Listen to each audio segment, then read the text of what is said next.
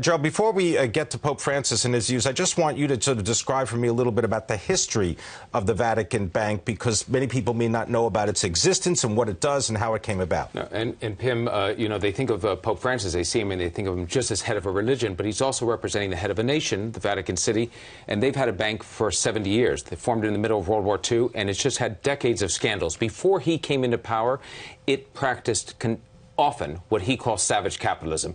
It was a place for money launderers, a depository for people who wanted to avoid taxes. It did business with the Nazis in World War II.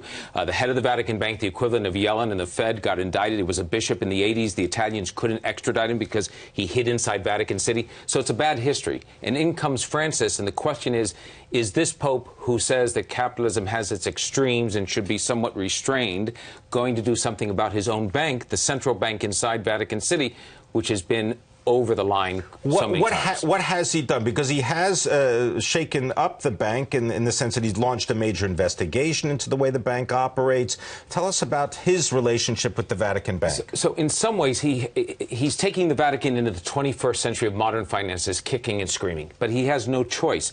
The Vatican started to use the euro at the turn of the century, and that meant that Brussels and the European Union were going to require that the central bank, the Vatican Bank, met international standards. So the Vatican said, what? We have to meet international standards. Like an annual report. Like an annual report, but even better, in 2011, they passed their first ever, 2,000-year-old institution, they passed their first ever law against money laundering. Never had one.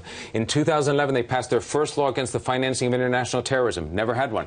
They passed in 2012 a limit of how much cash you could bring into the city-state, 10,000 euros now. Never had it. You used to be able to bring in as much as you could carry with your two arms in a suitcase.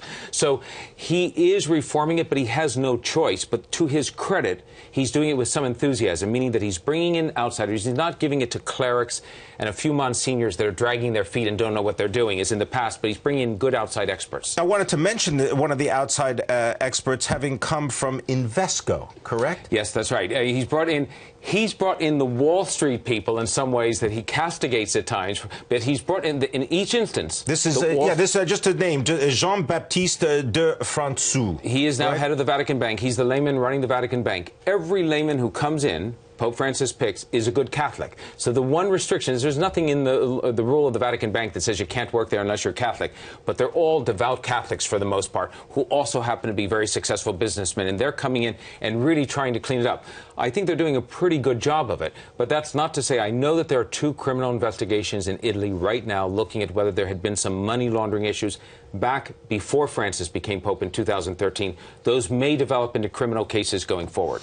Talk about cases. What about cases that could be in some way amplified by the release of documents that are held in the archives of the Vatican Bank?